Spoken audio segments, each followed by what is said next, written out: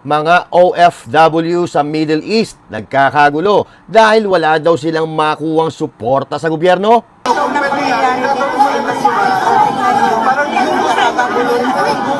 Nakagulo na nga yung nakagulo na nga yung mga misa dito.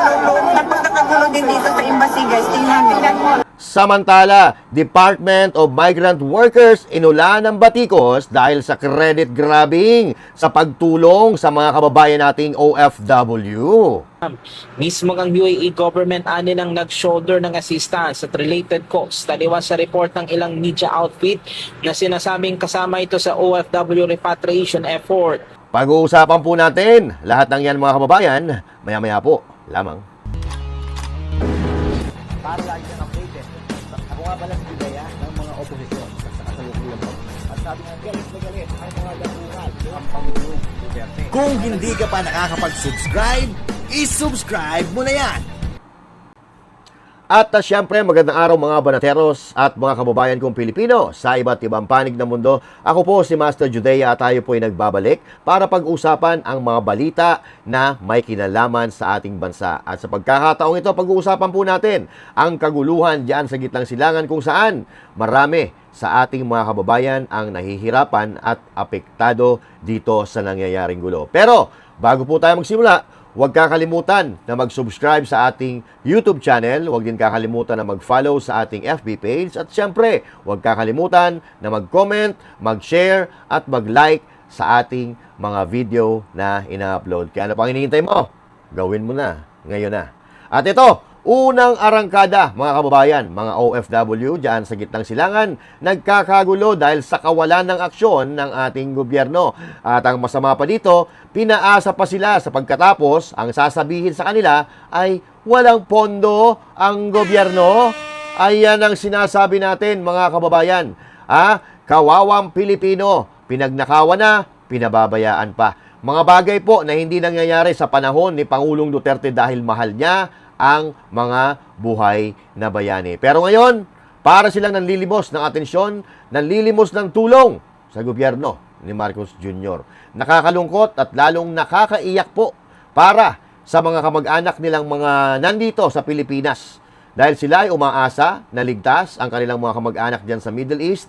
Pero parang wala po tayong maasahan. Ano ito? Kanya-kanya?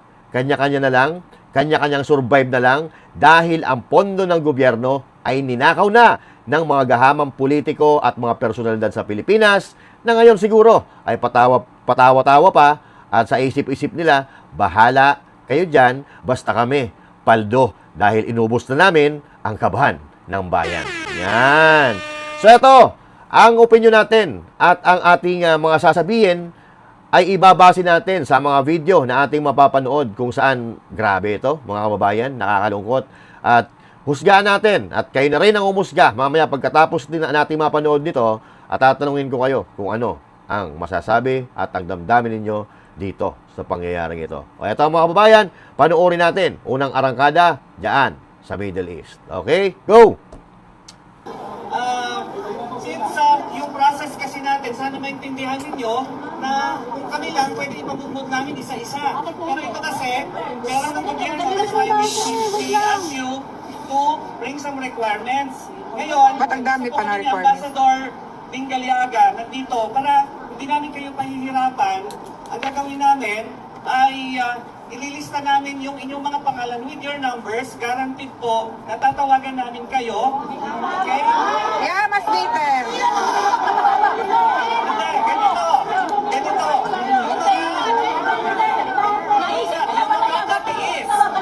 Yung makakatiis na pupunta ay na makahintay dun sa pila, okay? Dito lang kayo. Pero yung mga nagmamadali na kailangan na lang umuwi, naintindihan namin.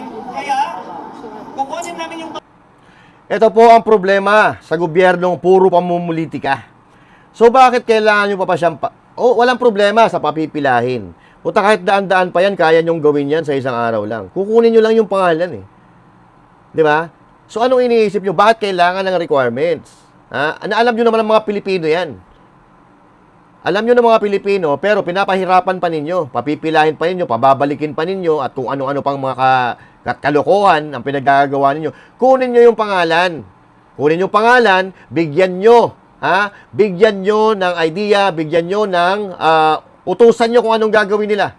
Ganito gagawin natin. Bigyan nyo ng direksyon. Dahil sila, wala po silang alam. Wala po silang alam dahil sila, ang iniisip nila, puro pagtatrabaho para makapagpadala ng pera, ng pangkabuhayan nila dito sa mga kababayan natin sa Pilipinas. So kayo ang nakakaalam dahil yan ang trabaho ninyo. So bakit parang ang nangyayari, pinapahirapan nyo pa? Bakit? Pag hindi bumoto sa kanila, hindi nyo tutulungan. Pag hindi kumakampi kay Marcos Jr., hindi nyo tutulungan. At alam natin, mga kababayan, na yung mga OFW, majority ng mga OFW, ay sumusuporta yan sa mga Duterte. Alam mo kung bakit? Dahil mahal na mahal ni Duterte yung mga OFW. Actually, hindi lang mga OFW, mahal ni Duterte ang sambayan ng Pilipino. Kaya nga siya nakakulong dyan, sa dahig. Dahil pinilit niya na maging matahimik ang buhay mo. Habang natutulog ka, nagtatrabaho yung gobyerno para mahimbing ang tulog mo. Pero, sa kasamaan palad, pinadala pa siya. Ikinulong siya, di ba? So yan, mga kababayan, ang pagkakaiba. Ngayon, puro politika. O saan ka galing? Ay, sa ano to galing? Sa Mindanao ito, dito bumoto sa akin. At kung matatandaan ninyo, meron pong isang vlogger na nakita natin sa Facebook na wag daw hihingi ng tulong sa gobyerno yung ayaw kay PBBM. Putang ina nyo, walang kinalaman ang BBM nyo sa dapat na tulong na makukuha ng Pilipino. Dahil yan ay pera ng mga Pilipino. Lahat ng Pilipino ay capable o lahat ng Pilipino ay pwedeng tulungan ng pera na galing sa gobyerno. Lalo-lalo na ang mga OFW. Di ba? So, nung una nga, di ba, imbis na iligtas o i-repatriate ang mga Pilipino, abay putang na yung remittance pa iniisip ng gago. So, ngayon, ang ginagawa nyo, pinahihirapan ninyo, imbis na kunin nyo yung mga pangalan, sabihan nyo kung ano ang dapat nilang gawin, tapos ang usapan, bakit may paganyan-ganyan pa kayo? Dahil pera ito ng gobyerno. Oo, pera ng gobyerno para sa mga OFW. Gago. Pangalan ng numbers nyo, rest assured po, natatawagan namin kayo at pupuntahan kayo ng ambahada. So, ito po si Ambassador Galiaga.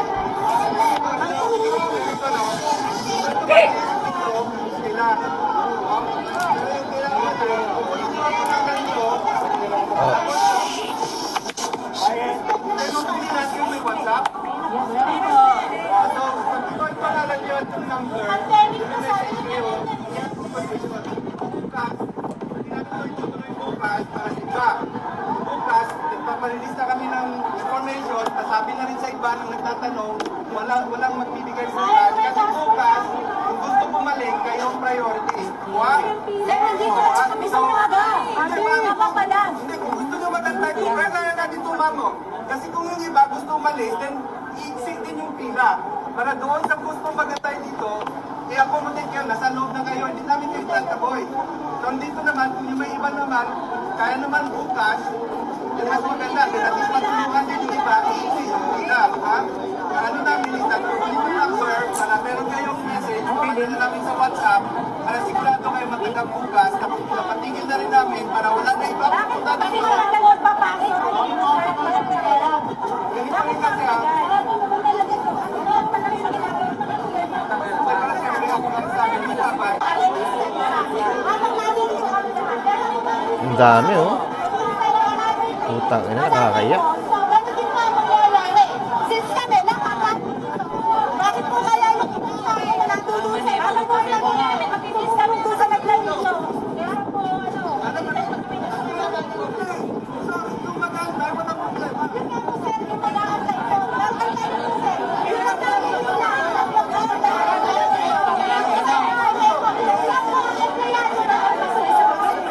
Guys, itong pangyayari dito ngayon sa Philippine Embassy kasi sa Pangulo na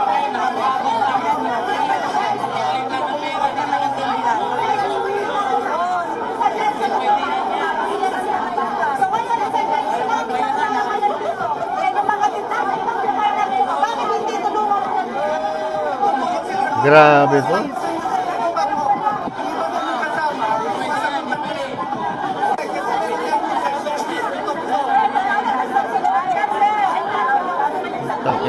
Nakakainit ng ulo.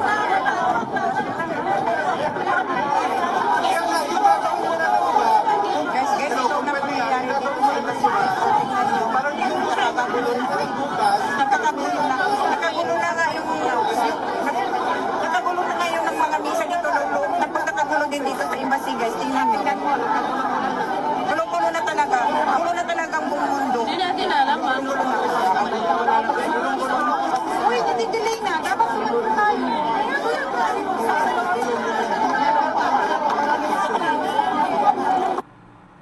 Walang hiya, nakakainit ng ulo, mga kababayan. Sang ina.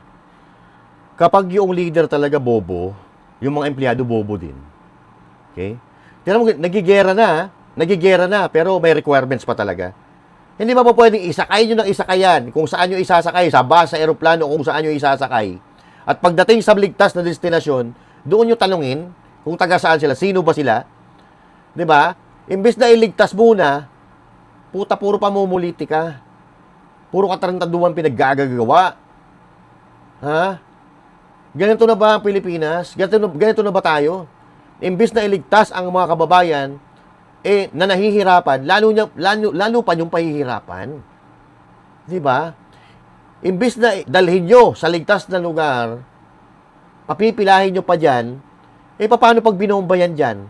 Pag nakita, ng mga nagigera, na may mga pila-pila na nangyayari, baka isipin nila na ito, ay mga rebelde o mga teroristang ganyan.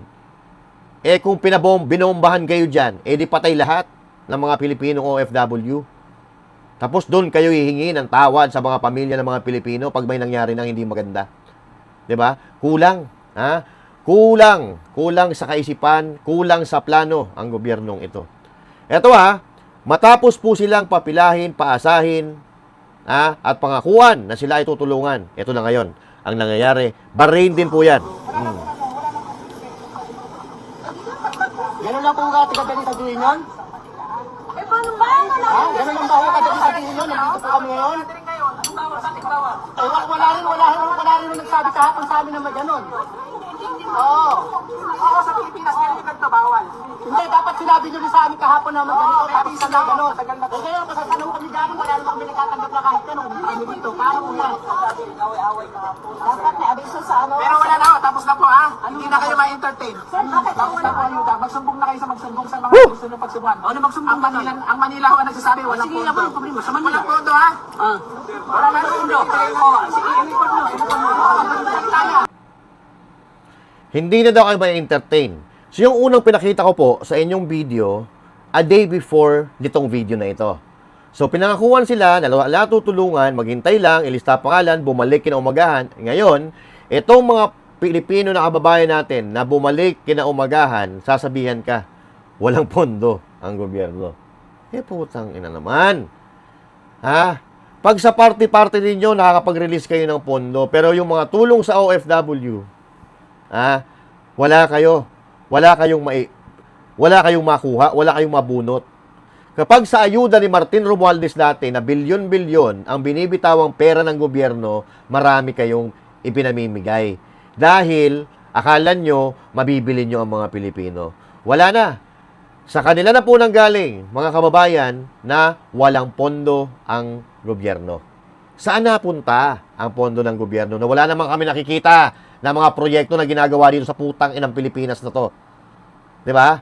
Wala kaming nakikita, wala kaming maramdaman kung saan napupunta ang buwis ng taong bayan. Na ipinagyayabang nitong lintian na Claire Castro na masipag daw ang Pangulo. Kung masipag ang Pangulo na yan, mayroon kami nakikitang resulta.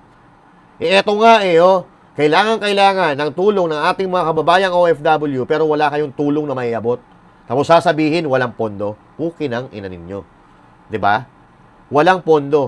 Ang gusto nitong gobyerno ni Marcos Jr., puro papogi lang. Puro papogi, puro pagyayabang, puro pagbubuhat ng bangko, at pagki-credit grab lang. Kung ano-ano credit grab, dahil wala silang magawa sa kanilang pamumuno, puro credit grabbing, mag-ribbon cutting ng kung ano-anong proyekto na natapos na, pero hindi naman niya proyekto katulad ng Bukana Bridge sa Davao, yung tulay dito sa Quezon City, na nilagyan lang siguro ng ribbon, yun na ang proyekto niya. 'Di ba? Tapos ngayon, ito pa ang nakakaloko. Ito pa ang mas lalong nakakahiya. Dahil yung tulong, yung tawag dito, yung ginawa ng gobyerno ng Middle East, ikinikredit grab pa ng mga putang ina. Nakakahiya. Alam ng Middle East na kung ano ang ginagawa nyo dyan sa bansa nila. Alam nila yan. Dahil mag-aabiso kayo kung ano ang gagawin ninyo. Tapos yung ginawa, yung inisyatiba ng Middle East, i-credit grab nyo sa tulong ng mga bayarang media. Hoy, mas lalong manggagalaiti sa inyo ang mga Pilipino niyan. Oo. Eto, mga kababayan, panoorin natin. Eto, grabe. Oo. Matindi talaga itong administrasyon ni Marcos. Umani naman ang batikos ang gobyerno sa isyu ng mga Pinoy na nakauwi mula sa Dubai nitong nakalipas pong araw. Paglilinaw ng mga nakauwing Pinoy, sila ay mga Filipino travelers na na-stranded at hindi mga OFWs na nakauwi sa pamagitan ng repatriation program ng pamahalaan. Erlo Bringa sa balita. Inulan ng batikos ngayon sa social media ang Department of Migrant Workers o DMW maging ang OWA sa naging pag-uwi ng mga Pilipino mula sa Dubai nitong Huwebes. Umabot sa higit 4 ng Pinoy ang umuwi sa kabila ng mga kaguluhan sa gitnang silangan. Kabilang sa naging komento ng netizen, sabi lang ang isang nakasama sa mga umuwi ay ang pagpapasalamat ito sa UAE government dahil sa ginawang pagtulong sa kanila para makauwi. Sabi ba nito sa kanyang post, ang mga umuwi at stranded na mga Filipino travelers ay hindi parte ng OFW repatriation program. Mismo ang UAE government ani nang nag-shoulder ng assistance at related costs. Taliwas sa report ng ilang media outfit na sinasabing kasama ito sa OFW repatriation effort. Sana raw ay maging accurate ang impormasyon. Sa isa namang post sa social media ng isa ding OFW sa Dubai, nag-call out ito sa gobyerno ng Pilipinas. Ito, basahin natin. Sabi niya, hoy, government ng Pilipinas, wag credit grabber. Wala pang repatriation ng OFW dito sa UAE. Yang nakauwi ngayon, mga bakasyonista stranded dito sa Dubai. Sinagot ng UAE government, mahiya naman kayo. Huwag maging credit grabber dahil wala pa raw repatriation ng nagaganap sa mga OFW mula sa UAE. Tanging mga turista raw ang mga nasabing umuwi na sinagot umano ng UAE government. Sa isang pahayag, sinabi naman ng Department of Migrant Workers na ang mga umuwi ay kanilang kinumpirmang mga stranded workers at hindi ni-repatriate. Ang mga ilan sa mga umuwi ay pinayuhan ng kanilang mga employer na pansamantalang umuwi muna para sa... Tingnan mo, eto mga taga-putang ina, mga taga-DMW para mga tanga, di ba? Wala naman silang kinalaman dyan, pero may mga placard pa sila. Welcome, welcome, pukin ang inan nyo. Oo, wala kayong kinalaman dyan, mahiya kayo. kanilang kaligtasan habang welcome home, gago. Kontrata, at ang ilan ay nagpasyang tuluyan ng umuwi sa bansa dahil sa personal na dahilan. Anong gagawin natin dito? Akala ko ba, magtutulong-tulong kayo ng mga media? Excepted itong Net25 kasi sila nga nagbabalita eh. Yung malalaking media outlet, yung malalaking media, yung nagbalita na ito, tuwang-tuwa pa sila, pinagbalaki pa nila, pinuri yung administrasyon ni Bongbong Marcos Jr. dahil pinauwi ang mga OFW. Pero putang ina, gobyerno pala ng UAE ang may gawa. Buti pa itong gobyerno ng UAE may malasakit sa mga Pilipino.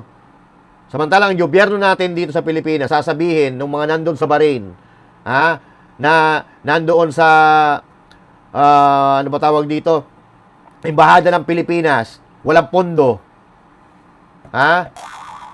Tapos, aangkinin nyo, ito may pa-placard pa kayo, nasasalubong sa mga hindi naman pala mga OFW ito lahat. Yung ibang OFW, mga kababayan, pinauwi ng kanilang mga employer diyan sa Dubai. At yung iba naman, mga bakasyonista. At ito po ay sagot ng UAE government. Wala pong kinalaman ng gobyerno ng Pilipinas. Maya naman kayo. Puro kayo credit grabbing. Putang ina, nag-join force pa kayo ng mga media, ng mga dyaryo, na susugpuin ninyo yung fake news sa Pilipinas. Putang ina, kayo sa inyo nang gagaling ang mga fake news eh. Bakit? Dahil mga bayaran kayo. 'Di ba? So ngayon, napagtatanto natin, totoo ang mga sinasabi ng mga testigo na may mga media na nababayaran. Nababayaran, kaya lahat na lumalabas sa inyong mga balita, puro mga kasinungalingan, mga pukin ng ina nyo. Diba? Kawawa itong mga Pilipino natin, putangin na ako mga kababayan, naging OFW ako. Hindi biro maging OFW. Ha? Kahit masarap ang buhay mo sa ibang bansa, malungkot ang buhay mo dahil malayo ka sa pamilya mo. Ha? Tangin ang mga to. Palibhasa, hindi sila nakakaranas ng hirap dahil kasama sila sa pagnanakaw sa gobyerno. So ngayon, mga kababayan, ha? Sa tingin ko, hindi lang kay Marcos Jr. magagalit ngayon ng mga Pilipino, kundi pati sa kanyang mga empleyado na pare-parehas niya, mga bobo na rin. Ha? Biruin mo, wala naman kayong kinalaman dyan, tapos sasalo-salubong kayo, ang laki ng plaka nyo, welcome home OFW, pukin ang ina nyo. Oo. Di ba? Mahilig kayo manguha ng mga bagay na hindi sa inyo. Kaya yun, ubos ang kaban ng mga Pilipino. Dahil sanay na sanay kayo na kumuha ng mga bagay na hindi sa inyo. So ngayon, sa mga OFW at sa mga kababayan natin na may mga kamag-anak na OFW, o ano ang masasabi nyo dito? Matutuwa ba kayo dito? Sasabihan yung mga kamag-anak nyo na nandun sa Middle East, walang pondo ang gobyerno. Samantala, nakikita nyo dito, nagpa-party-party ang mga putang ina. Tapos yung mga kamag-anak nyo, nandoon. Hirap na hirap ang buhay. Hindi alam kung paano makakauwi sa Pilipinas dahil naiipit sa gulo. Walang hiya naman tayo dyan. Huwag tayo maglukuhan. Kung ngayon, tuwang-tuwa pa rin kayo at ipagtatanggol pa rin ninyo ang Marcos na yan, aba, magpatingin na kayo sa doktor, may problema na utak ninyo. Okay? So yan, mga kababayan, yan ang kalagayan ng ating bansa ngayon. Walang pondo. Ha? Hindi po sa atin ang galing, doon. Ha? Sa empleyado ng Embahada ng Pilipinas, diyan sa Bahrain. Pinapunta sila, pinabalik sila, and pagbalik nila kinumagahan, sasabihan sila, walang pondo. Ang galing. Diba? So yun, nakakalungkot, mga kababayan, grabe. Bilang isang Pilipino na makikita mo na daan-daang mga Pilipino, ha, ang nahihirapan dahil dyan sa kaguluhan. Sa pa ako naging OFW din po ako eh. Yung lungkot araw-araw, yung pangungulila sa pamilya, yung mumurahin ka ng amo mo na hindi naman Pilipino, ha? Yun napakasakit nun para sa mga OFW. Di ba? Tatawagin yung bayani, pero wala naman kayo ginagawa doon sa mga tinatawag nating mga bayani. So mga kababayan, kayo na po ang umusga. Ano masasabi ninyo? I-comment nyo dyan sa comment section. Pag-usapan natin yan. Susunod natin talakayan. Magandang araw po sa inyo lahat. My name is Master Judes and thank you. God bless you all. And to God be the glory.